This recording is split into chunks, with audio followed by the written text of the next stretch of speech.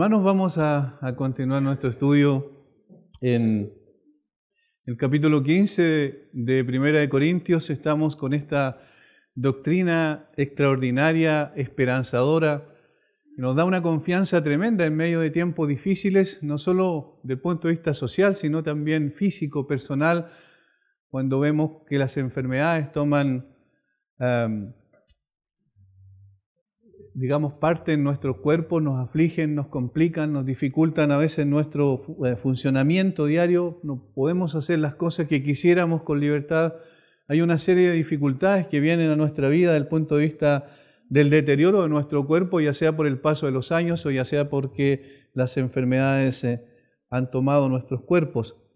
Y es muy esperanzador entonces ver lo que dice el capítulo 15 de Primera de Corintios, porque no solo explica y deja en evidencia con mucha claridad el hecho de la resurrección del Señor, que no es una ficción, no es una creencia en el aire, sino que tiene un fundamento sólido en hechos históricos, sino también muestra cómo esa obra del Señor Jesucristo de levantarse poderosamente entre los muertos tiene que ver con nosotros también, tiene que ver con nuestra propia resurrección. Hay una relación directa entre la resurrección de Cristo como primicia y nosotros que venimos después, posteriormente, y en el tiempo en que el Señor venga por nosotros, vamos a ser también nuestros cuerpos glorificados. Podríamos decir que la etapa del creyente verdadero, la salvación tiene dos etapas. El momento en que el Señor nos salvó, ya es un hecho, y el que nos salvará completamente de cualquier indicio siquiera de pecado, que es la glorificación. Por un lado, cuando el creyente muere, como dice Pablo, ausente del cuerpo presente al Señor, va inmediatamente a la presencia del Señor. Sin embargo, su cuerpo todavía queda aquí en la tierra, esperando el momento en que el Señor lo levante también poderosamente de ese lugar. Ahora, ¿qué tipo de cuerpo? ¿Cómo vendrán? Eso es lo que vamos a ver en el día de hoy, los versículos 35 al 49 del capítulo 15 de Primera de Corintios. Dice, pero dirá alguno, ¿cómo resucitarán los muertos? ¿Con qué cuerpo vendrán? Necio, lo que tú siembras no se vivifica, sino muere antes. Y lo que siembras no es el cuerpo que ha de salir, sino el grano desnudo, ya sea de trigo o de otro grano.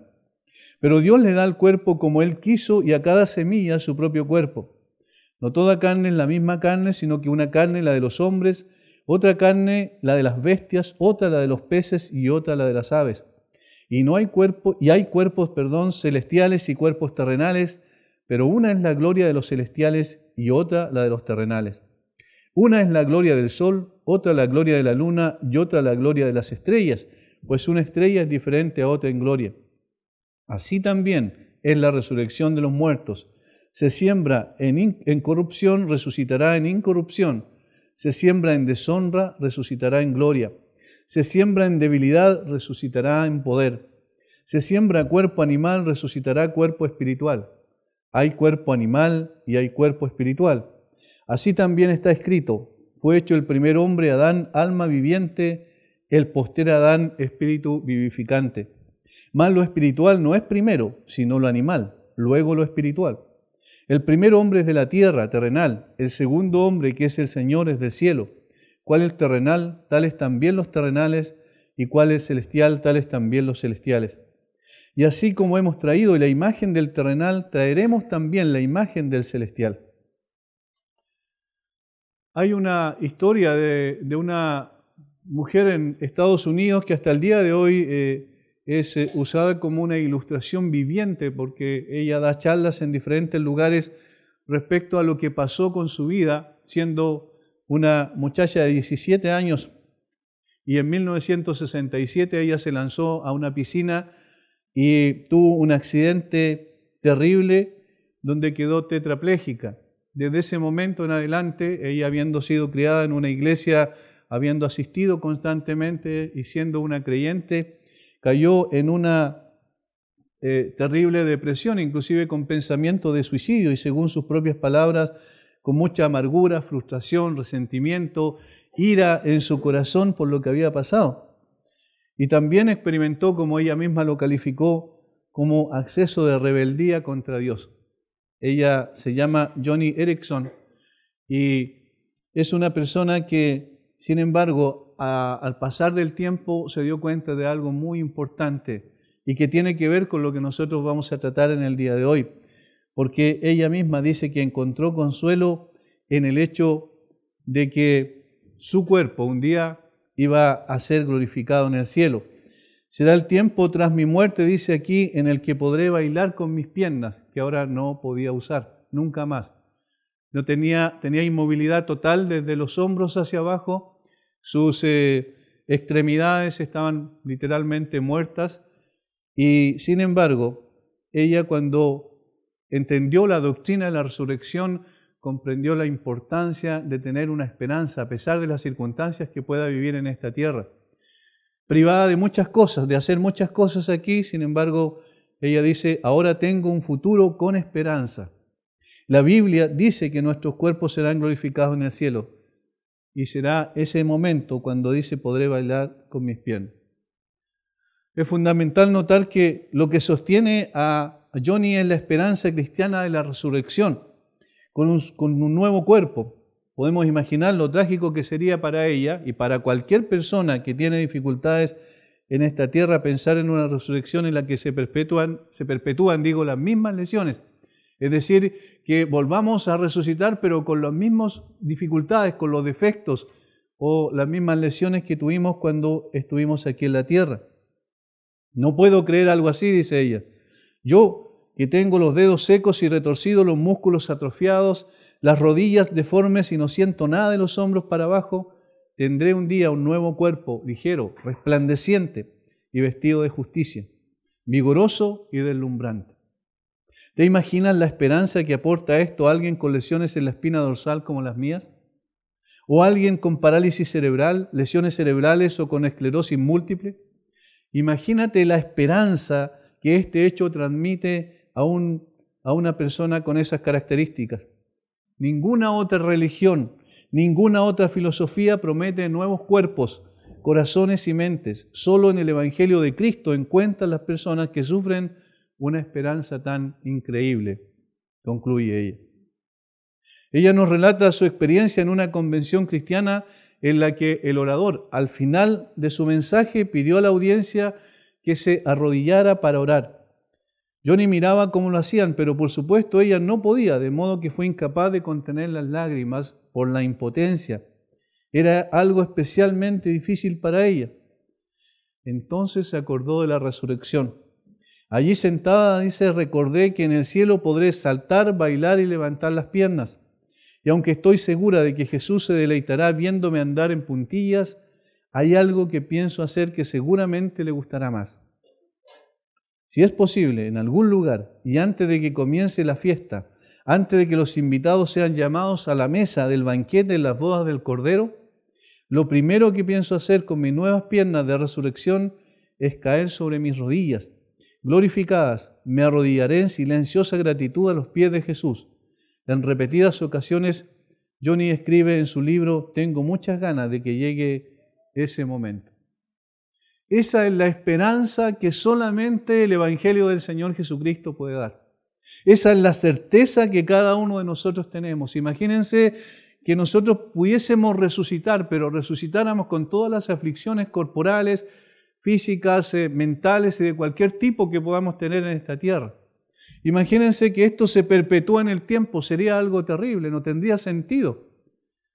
Resucitar de entre los muertos con las mismas aflicciones que tenemos aquí en la tierra. Y por eso el gran mensaje que va a dar Pablo aquí, contestando a una pregunta, en el versículo 35, que se hace una doble pregunta, es el hecho de que en realidad nuestros cuerpos serán glorificados. Y esa es una esperanza tremenda, porque sí, nos levantaremos nuevamente entre los muertos, pero no con los mismos cuerpos exactamente y con las mismas dificultades que tuvimos mientras vivimos en esta tierra. No solo el cristianismo y la salvación del Señor Jesucristo tiene que ver con nuestras almas, como muchas veces hacemos énfasis, haciendo un dualismo ahí un poco complejo, un poco como los griegos lo hacían, entre alma y cuerpo. El ser humano es integralmente una persona, de tal forma que no solo es importante nuestra alma, sino también nuestros cuerpos.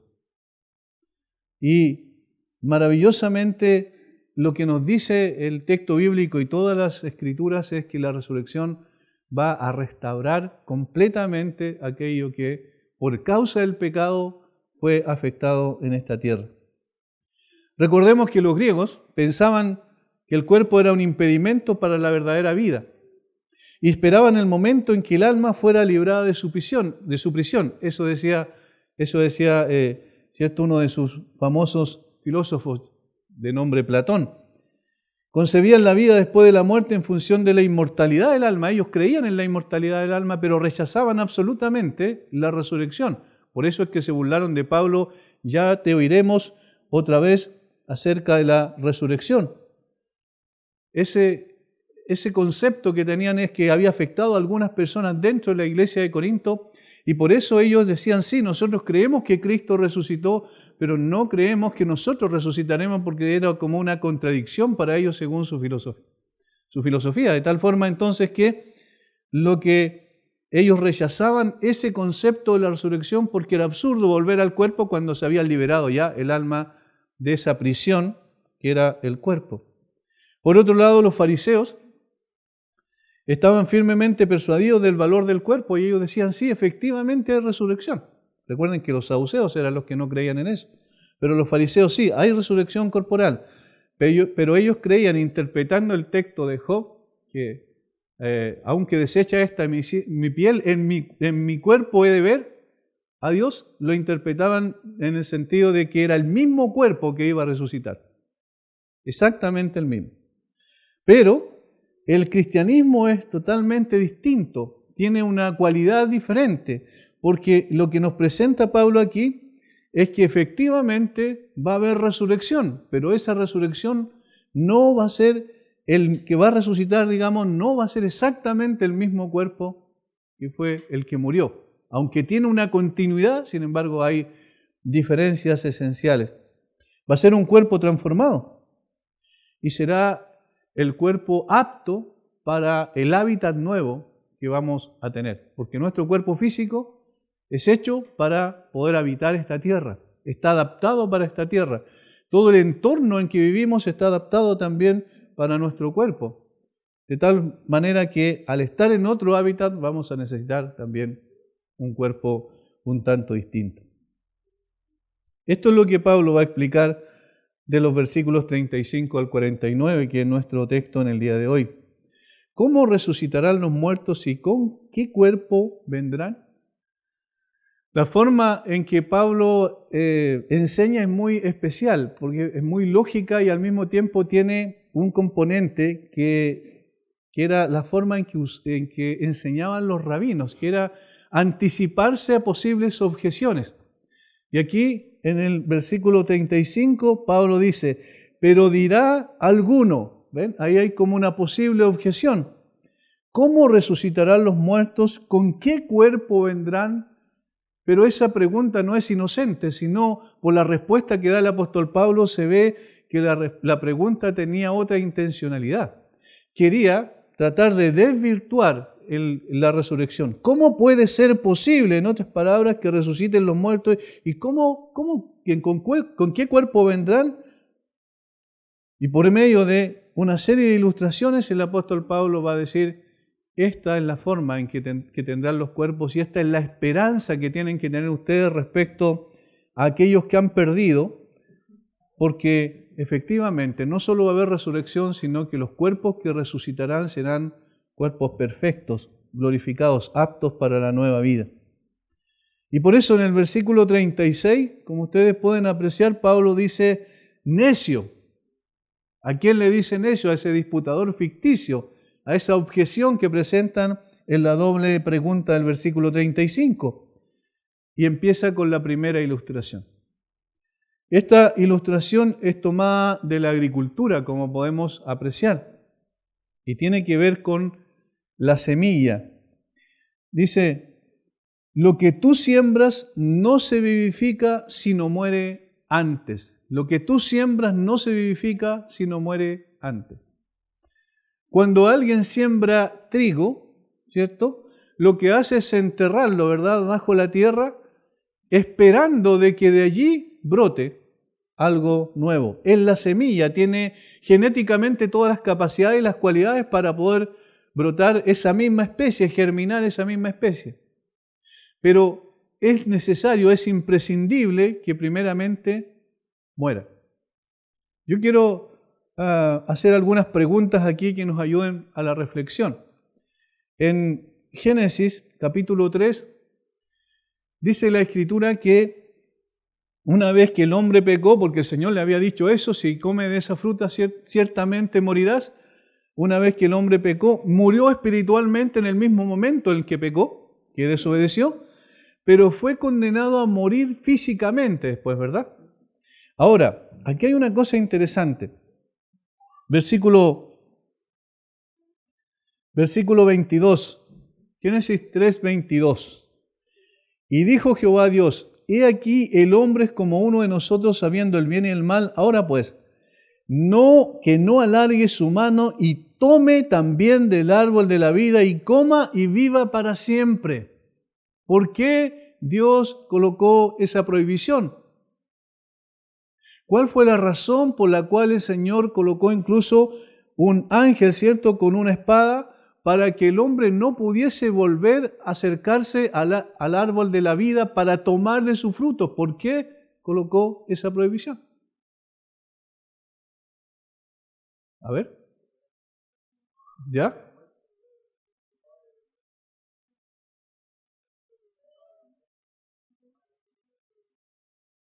Ya, pero ¿en qué condiciones iba a vivir? ¿Ya? Y bajo los efectos del pecado para siempre. Es decir, después de que el hombre pecó en el huerto, ¿qué es lo que sucede? Hay una necesidad de que el hombre muera. No solo como una consecuencia del pecado, ¿cierto? Porque la paga del pecado es la muerte, sino también el Señor está siendo misericordioso al no permitir que el hombre tome del árbol de la vida, porque de esa manera entonces se perpetuaría el pecado y él viviría en una condición terrible. Es decir, desde el punto de vista espiritual, desde el punto de vista físico, emocional, psicológico, porque en esta tierra la vida, si somos sinceros, no es tan color de rosa, ¿cierto? Por causa y por los efectos que el pecado tiene en la sociedad y en cada uno de nosotros y en la sociedad en general. De tal manera que es necesario, vamos a decirlo así, que el hombre muera. ¿Para qué? Y particularmente, y aquí estamos hablando en contexto del creyente en 1 Corintios, ¿por qué es necesario que el hombre muera? Porque entonces, cuando sea glorificado, es decir, cuando es sepultado, ¿verdad?, enterrado, posteriormente va a surgir un cuerpo distinto, glorificado, sin relación con el pecado, sin el efecto que el pecado tiene sobre nuestro cuerpo actual. Y eso es lo que está ilustrando Pablo a través de la semilla. ¿Qué es lo que ocurre con la semilla? Es sepultada primero, pero luego brota. Y esto es interesante, lo que brota no es exactamente lo mismo, la misma forma que lo que fue sembrado. Por eso es que el apóstol Pablo dice, lo que siembras y lo que siembran no es el cuerpo que ha de salir, sino el grano desnudo. Eso es lo que se siembra. Pero cuando brota después nosotros sobre la tierra no vemos exactamente lo mismo, sino que en lugar de un trigo vemos una espiga. Genéticamente vienen de lo mismo, ¿cierto? Es decir, tienen las mismas condiciones de aquel grano que fue sembrado, porque en esencia el grano lleva el germen de la vida ahí. Pero lo que brota posteriormente, siendo similar, es diferente también. ¿Por qué? Porque ya es una espiga de trigo y no es un grano desnudo. Pero ¿qué tiene que pasar? ¿Cuál es el primer proceso? Tiene primeramente que morir. De tal manera que la muerte para nosotros, siendo un enemigo, como más adelante dice la Escritura, pero que el Señor Jesucristo resucitó, venció, nosotros que estamos en Cristo, evidentemente tenemos el privilegio y también la necesidad de morir para que posteriormente brote un cuerpo distinto, un cuerpo perfeccionado, completamente distinto al anterior. No completamente, sino en esencia, cierto, lo mismo, pero diferente en algunos aspectos, particularmente en honor y en gloria, como va a decir más adelante el mismo apóstol Pablo. Cuando hablamos de con qué cuerpo vendrán, necesitamos mirar a la persona del Señor Jesucristo en las Escrituras después de la resurrección. ¿Recuerdan que cuando se acercó los discípulos de Emaús, ellos no lo reconocieron? Conversó con ellos y no lo reconocieron. Ya estaba en un cuerpo que había sido resucitado. Ahora, cuando llega delante de los discípulos y también se pone frente a ellos, Él pasa por en medio de las paredes. ¿Recuerdan? No abrió la puerta, dice que estaban cerrados ahí por miedo a los judíos en Juan capítulo 20 y el Señor entra y se pone en medio de ellos y dice, pasa a vosotros, pero no abrió la puerta. Era un cuerpo distinto. Ahora, era un cuerpo similar también, por supuesto, porque le dice, miren mis manos y mis pies. Y a Tomás, ¿recuerdan cuando le dice, mira, mete el dedo en mi llaga? Además podía comer, porque cuando estaban pescando ahí en Juan capítulo 21, el Señor estaba en la orilla y les dice que se acerquen y Él está preparando un pez y come con ellos, dice. ¿Ven que su cuerpo es distinto? Pero también es el mismo cuerpo, tiene las mismas heridas. Por eso, esta especie de continuidad, pero también de diferencia en cuanto a cualidad, vamos a decirlo así, es lo que el apóstol Pablo está ilustrando ahí. Es necesario que muera, es necesario que sea enterrado, pero después va a brotar un cuerpo distinto en cualidad. Y el versículo 38 entonces se responde, pero Dios le da al cuerpo como Él quiso y a cada semilla su propio cuerpo.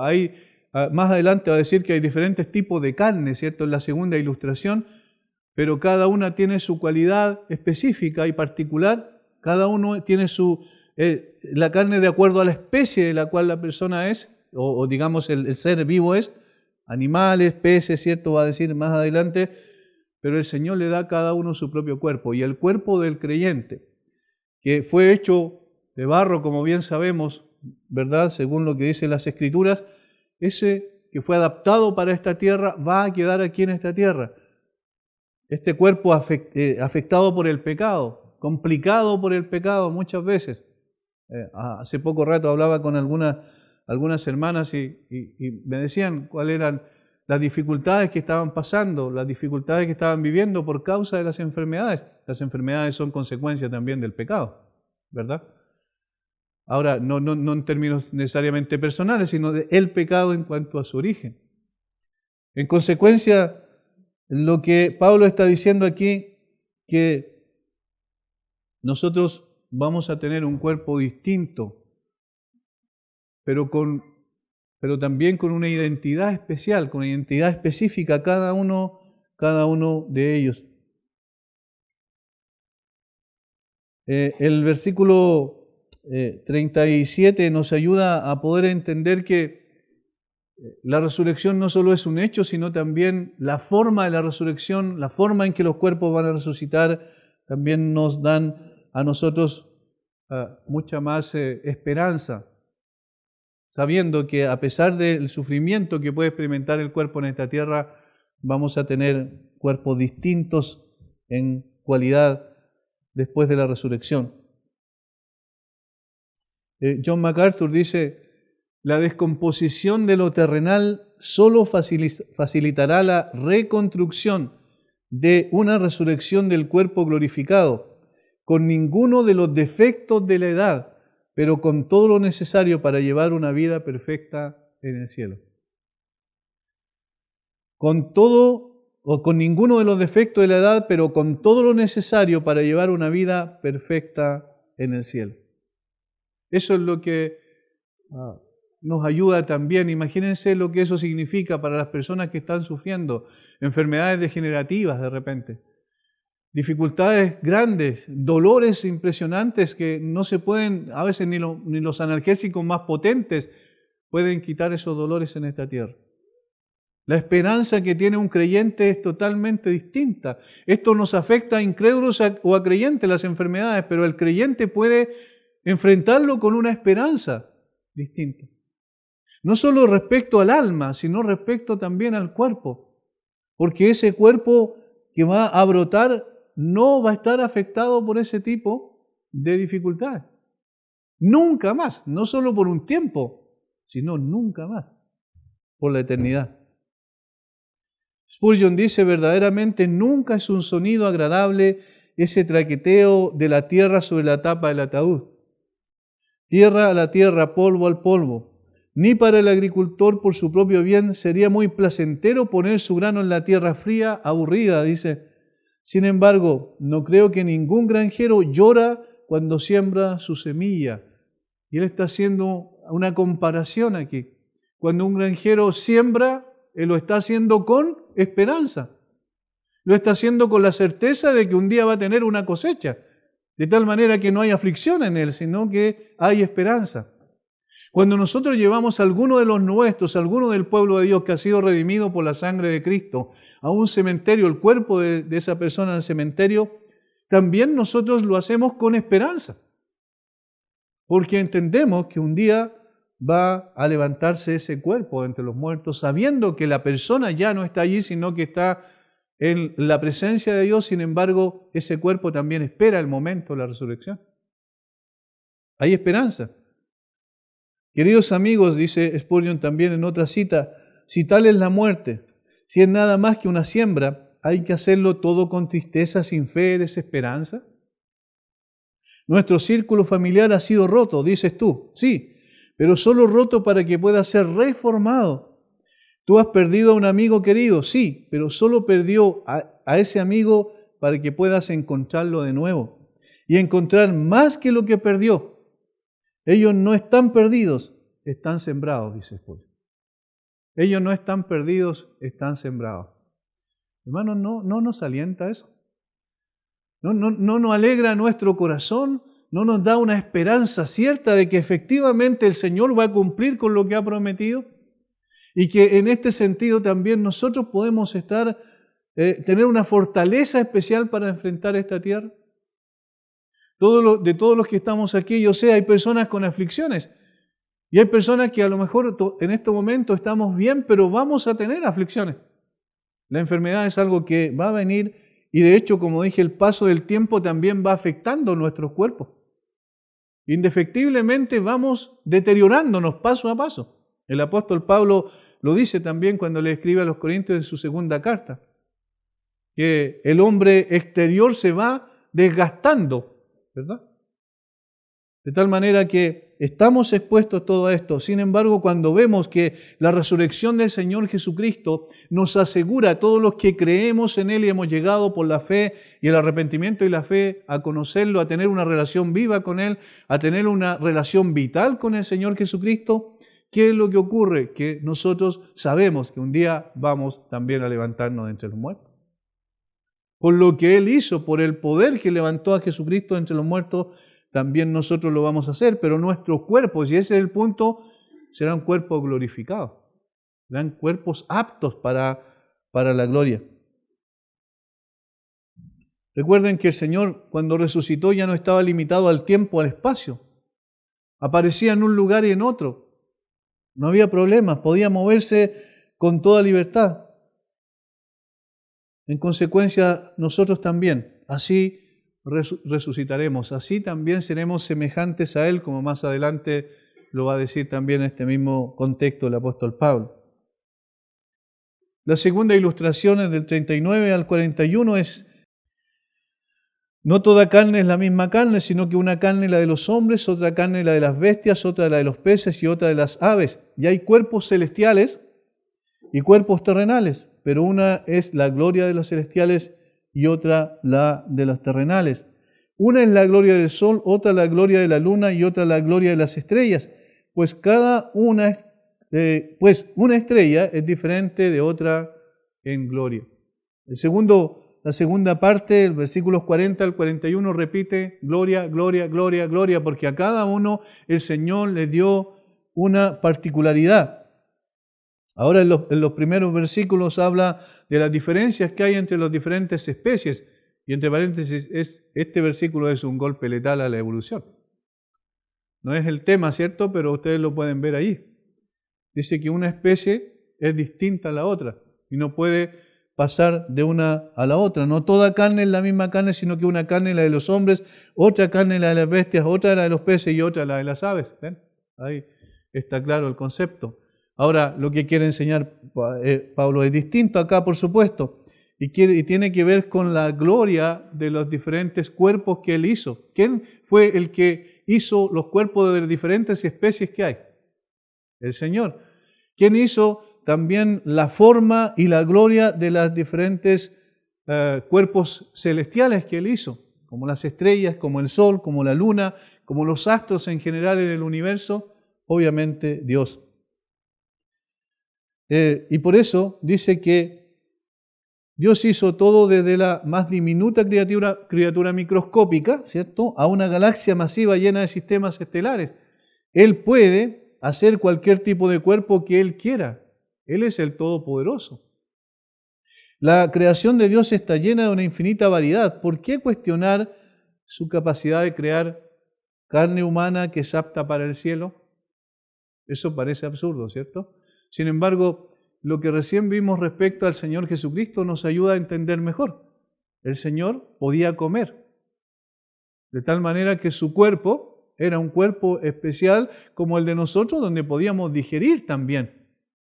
Sin embargo, no estaba limitado por el espacio, no estaba limitado por el tiempo y no estaba limitado también por las cosas, por las estructuras. Podía entrar a cualquier lugar sin necesidad de tener una entrada. Esta diferencia es la que destaca aquí el texto. Hay diferentes cuerpos o estructuras en el universo, dice alguien. Sol, luna, estrellas, y cada una es creada con su propia gloria y es adecuada para su ambiente y necesidades particulares. Mientras que nuestros cuerpos presentes están adaptados para el ambiente del tiempo y el espacio aquí en esta tierra, nuestros cuerpos de resurrección serán adaptados para el ambiente de la eternidad y del cielo. Porque ninguna persona puede entrar con este tabernáculo, ¿cierto? Como dice el apóstol Pablo también a los Corintios en su segunda carta, si no necesita un cuerpo distinto, adaptado para el otro ambiente en el cual va a vivir. Esta segunda ilustración que da la sella el apóstol Pablo con la aplicación correspondiente a lo que significa la resurrección de entre los muertos, lo que es su tema aquí. En el versículo 42 dice, así también, esa es la aplicación, ¿ven? Es la resurrección de los muertos, y esta comparación o este contraste que hace, mejor dicho, este contraste cuádruple, es muy interesante y profundo al mismo tiempo. Dice, se siembra en corrupción, resucitará en incorrupción. Se siembra en deshonra, resucitará en gloria. Se siembra en debilidad, resucitará en poder. Se siembra cuerpo animal, resucitará cuerpo espiritual. Hay cuerpo animal y hay cuerpo espiritual. En estos versículos del 42 al 44 viene la aplicación práctica para el tema en cuestión, para la doctrina que él está enseñando.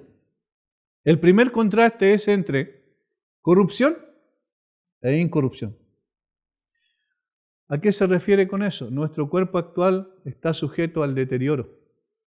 Nuestro cuerpo actual es perecedero. Está degradándose permanentemente y terminará finalmente muriendo, ¿cierto? Desde el mismo día de nuestro nacimiento comenzamos a envejecer. Ese no es muy grato para nosotros. Desde el niño que nace nosotros decimos que bueno, va creciendo, pero va creciendo para empezar después a decaer. Es parte de lo que somos nosotros. El pecado, ¿verdad?, comenzó a deteriorar nuestros cuerpos a tal punto que finalmente vamos a terminar todos en un cementerio. Como dijo alguien, la tasa de mortalidad es 100%. Todo va a un mismo lugar. Todo es hecho del polvo y todo volverá al mismo polvo, dice Salomón en Eclesiastés 3:20.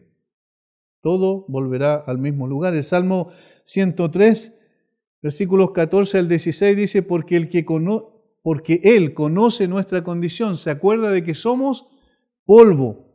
El hombre como la hierba son sus días, florece como la flor del campo que pasó el viento por ella y pereció, y su lugar no la conocerá más. Esto es lo que mucha gente se niega a pensar, pero es lo que está a la vuelta de la esquina.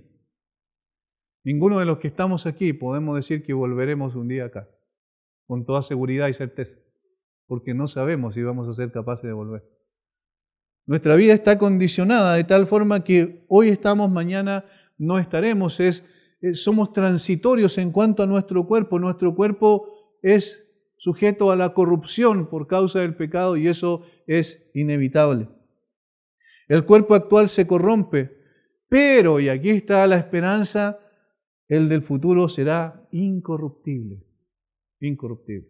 Por eso es que no estamos hablando de una mejora del cuerpo. No es que el Señor está diciendo, bueno, yo los voy a resucitar, pero los voy a resucitar mejores de lo que eran. No, sino que nos va a resucitar perfectos.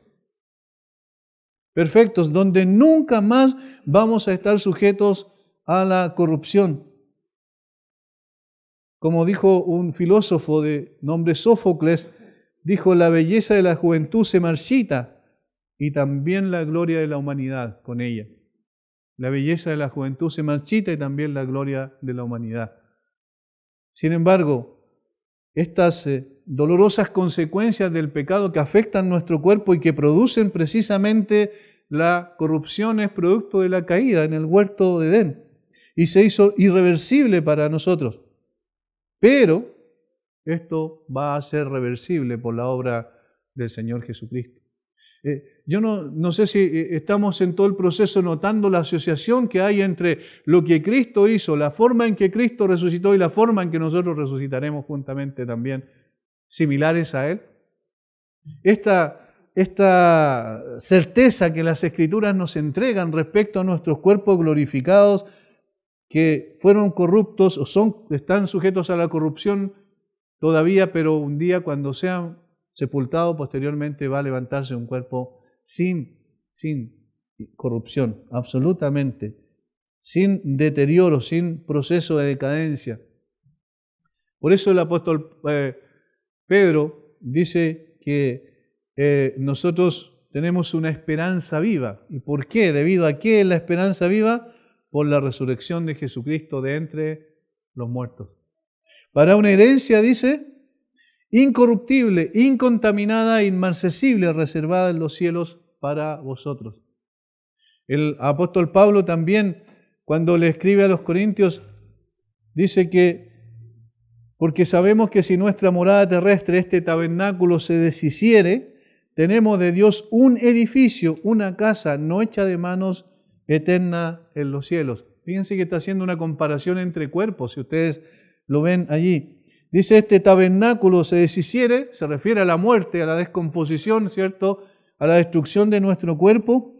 Tenemos de Dios un edificio. La diferencia entre un tabernáculo y un edificio es notable. Una es circunstancial, un tabernáculo, la otra es permanente. Eso es lo que implica de la corrupción a la incorrupción. El segundo contraste es de la deshonra a la gloria. Se siembra en deshonra, resucitará en gloria. En la caída del hombre, su potencialidad para agradar y servir a Dios quedó radicalmente reducida y deteriorada. No solo su mente y espíritu, sino también su cuerpo se hizo, comenzó su proceso, ¿cierto?, de no poder realizar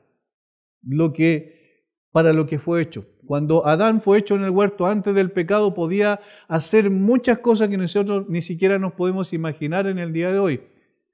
Con su cuerpo, con su mente, con su espíritu, ¿cierto? Estaba perfecto en ese sentido, pero se fue dañando posteriormente, paulatinamente, con el pecado que había en él.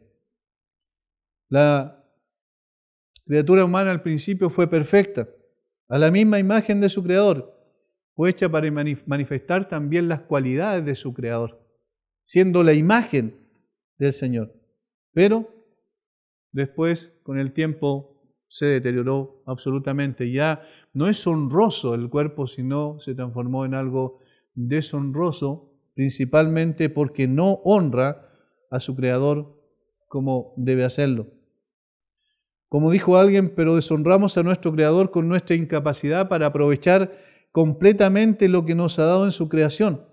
Deshonramos a Dios cuando usamos mal o abusamos del cuerpo por medio del cual Él desea que lo honremos y sirvamos. Recuerden cómo se cataloga el cuerpo del creyente como templo del Espíritu Santo, pero usamos ese templo para los propósitos para los cuales fue constituido. No necesariamente.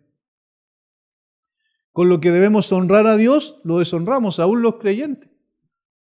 De tal forma que vivimos entonces en un cuerpo de deshonra. Sin embargo, y esta es la voz de esperanza acá, pero un día este cuerpo resucitará en gloria y será eternamente perfecto e inmortal para agradar a Dios, alabarlo y hacer que el Creador también pueda sentirse satisfecho evidentemente con la obra de sus manos al ver cómo nosotros podemos honrarlo absolutamente para siempre, sin tener este impedimento que es el pecado que todavía mora en nuestro cuerpo.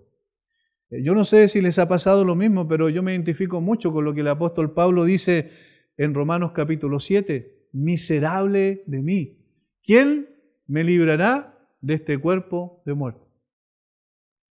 Cuando no podemos honrar al Señor como debemos honrarlo, cuando hay un impedimento todavía en nosotros que todavía tiene una tendencia hacia lo que el Señor no quiere que hagamos, eso no es un grito de desesperación como el apóstol Pablo diciendo, quisiéramos que no tener este impedimento, Señor, quisiéramos honrarte con todo nuestro ser y con todo nuestro cuerpo.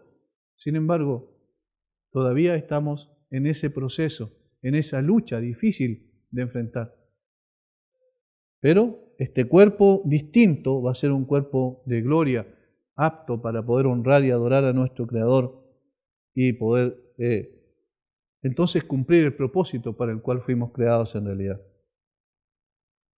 El tercer contraste es debilidad.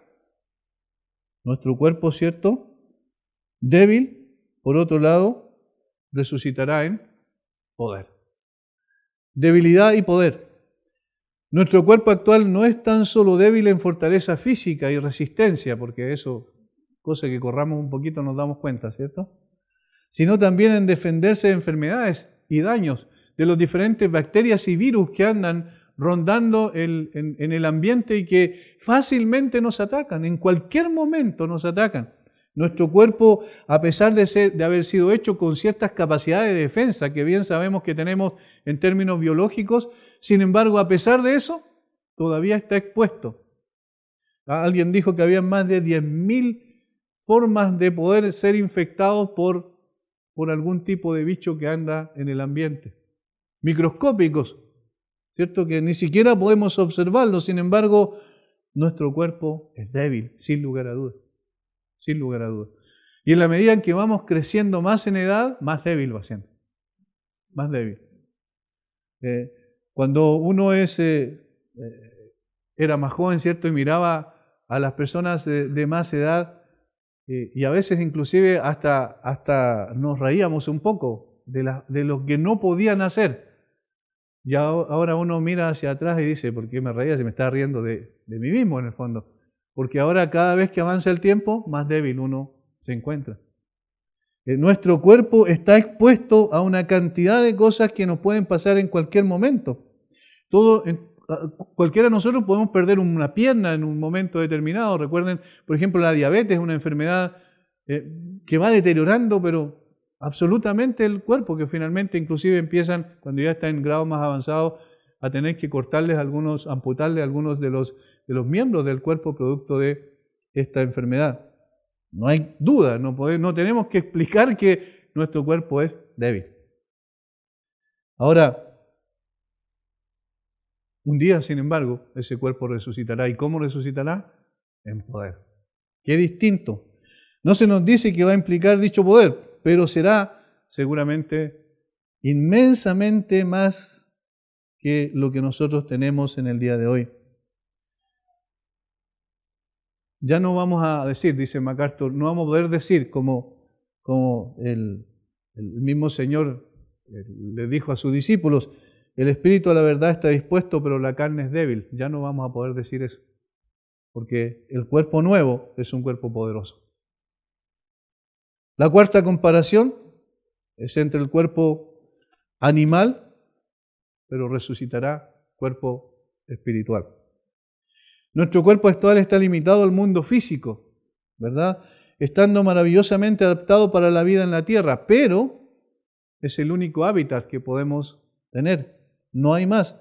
Sin embargo, el cuerpo nuevo del cristiano resucitará como un cuerpo espiritual. Nuestro espíritu reside ahora en un cuerpo terrenal, pero un día será celestial, espiritual. Seremos espirituales en todos los sentidos, estaremos aptamente adaptados en cuerpo y espíritu a la vida celestial. Todo esto que el apóstol Pablo dice nos ayuda a poder tener también esperanzas. Hermanos, los que hemos visto a una persona enferma durante mucho tiempo y hemos sentido la incapacidad y la impotencia de poder ayudarle, cuando esas personas son nuestros hermanos, además de ser quizás nuestros familiares, como en el caso mío que vivimos los últimos 8 años quizás más o menos de la vida de mi mamá con dificultades graves, con la imposibilidad de poder respirar prácticamente por sí misma en algunos casos, viendo todo eso, todo el deterioro que estaba produciendo aquello cuando ya los antibióticos no le hacían efecto, cuando ya no se le podía pinchar las venas porque se le reventaban todas, ya no podía de ninguna manera hacerle un tratamiento adecuado, cuando tenía que estar con oxígeno casi la mayor parte del tiempo. Uno ve eso y al mismo tiempo ve lo que es la esperanza y la promesa de la resurrección de los muertos y dice, bueno, ese cuerpo débil, ese cuerpo resucitará poderosamente un día. Será distinto y ya no necesitará todos estos aparatajes que los hombres han creado con el fin de poder aliviar el dolor o la aflicción de esas personas. Ya no necesitaremos eso, nunca más. ¿Por qué? Por lo que Cristo hizo por nosotros, por la obra suficiente del Señor Jesucristo. Por eso es que la resurrección es tan importante y el apóstol Pablo en el capítulo 15 deja un capítulo completo, o mejor dicho, un párrafo amplio, porque no estaban divididos en capítulos al principio de la Biblia, ¿cierto? Pero deja un párrafo amplio para hablar en forma inextensa sobre la doctrina de la resurrección. Es tan importante esto. Si el Señor Jesucristo hubiese muerto simplemente, no hubiese tenido ningún sentido el colocar la fe en un Salvador que murió. Porque no sería Salvador, pero el Salvador que resucitó, ese mostró que venció la muerte. Y ahí sí vale la pena confiar en Él, por supuesto, en forma total y absoluta. Pero no solo eso, sino que el hecho de que Él resucitó también nos asegura a nosotros, los que estamos en Él, que resucitaremos un día. En cuerpos que tendrán estas cualidades que menciona el apóstol Pablo: incorruptibles, gloriosos, poderosos y espirituales. Ese es el gran mensaje del cristianismo, y como decía el ejemplo que mostré de Johnny, la verdad es que eso muestra de que nosotros tenemos una razón fundamentada sobre la cual esperar, confiado, el momento en que esto ocurra también. No solo nuestras almas, sino también nuestros cuerpos. ¿Tendremos cuerpos reales en el cielo? Sí, eso es lo que está diciendo. ¿Serán permanentes, eternos, perfectos? Dijo alguien, usted nunca va a mirar un espejo y observar arrugas o una caída del cabello, como nosotros, ¿cierto? Usted nunca tendrá un día de enfermedad. Usted no va a ser susceptible a lesiones, enfermedades o alergias. No habrá ninguna de estas cosas en el cielo. Solo habrá una absoluta e imperecedera perfección. Solo eso, una perfección absoluta. Y ahora va a apuntar en una cuarta ilustración, el apóstol Pablo, al prototipo perfecto, como dice MacArthur, que es el Señor Jesucristo. Versículo 45 al 49. Así también está escrito: Fue hecho el primer hombre, Adán, un alma viviente, el postrer Adán, espíritu vivificante. Mas lo espiritual no es primero sino lo animal, luego lo espiritual. El primer hombre es de la tierra, terrenal. El segundo hombre, que es el Señor, es del cielo. ¿Cuál es el terrenal? Tales también los terrenales. ¿Y cuál es celestial? Tales también los celestiales. Y así como hemos traído la imagen del terrenal, traeremos también la imagen del celestial. Filipenses 3:21 dice: Dios transformará el cuerpo de nuestro estado de humillación en conformidad al cuerpo de su gloria, refiriéndose a Cristo. Esa es otra traducción, pero dice lo mismo. Transformará el cuerpo de nuestro estado de humillación en conformidad al cuerpo de su gloria. Es decir, el cuerpo nuestro va a ser similar al cuerpo del Señor Jesucristo resucitado. Eso es lo que está diciendo. Nuestros cuerpos resucitados serán extraordinarios porque se parecerán al cuerpo de nuestro Señor Jesucristo. Por eso Juan dice que cuando le veremos, seremos semejantes a Él porque le veremos tal como Él es y al mismo tiempo veremos tal como nosotros somos. Hay una identidad entre Cristo y los suyos, por eso somos el cuerpo de Cristo. Cada uno de los creyentes estamos unidos vitalmente a Él y la comparación que hace aquí es entre dos tipos, ¿cierto?, de cabezas o de familias. La familia que procede de Adán y la familia que procede de Cristo. Dice, fue hecho el primer hombre, Adán, alma viviente, cuando el Señor sopló en su nariz aliento de vida. ¿Recuerdan? En Génesis capítulo 2. Y el postrer Adán, y ahí se refiere a Jesucristo, espíritu vivificante. Mas lo espiritual no es primero sino lo animal, luego lo espiritual. Nosotros primero nacemos como descendientes de Adán, traemos un cuerpo similar al de Él, y como Él también cayó por el caer en pecado, nuestro cuerpo está sujeto a la corrupción y al deterioro. Sin embargo, luego viene el cuerpo espiritual, este que se identifica con el segundo Adán, que es al mismo tiempo el Redentor, que es Jesucristo. El primer hombre es de la tierra, Adán, por supuesto. El segundo hombre es el Señor, es del cielo. Una cosa interesante, el segundo hombre dice que es el Señor, es del cielo. Nosotros entonces estamos para poder vivir en un hábitat diferente, distinto, y para eso necesitamos un cuerpo distinto también. Y por eso la necesidad de la resurrección.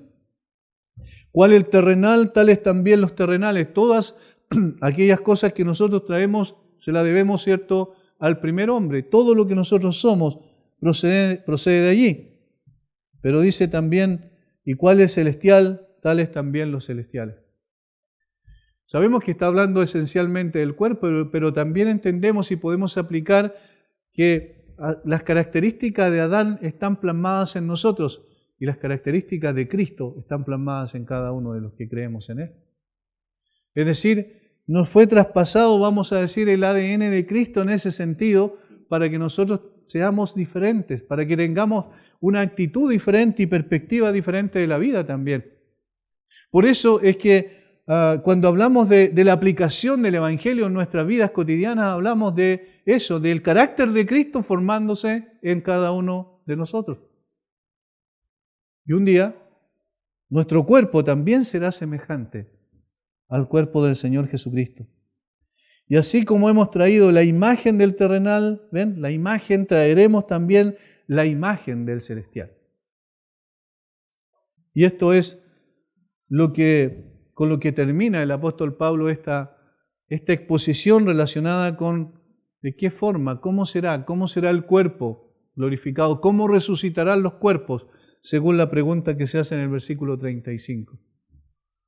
Y de verdad que hay una esperanza y hay una alegría y un gozo en el corazón de cada uno de los creyentes cuando entendemos adecuadamente la resurrección de entre los muertos, la de Cristo y la nuestra por estar unidos a Él.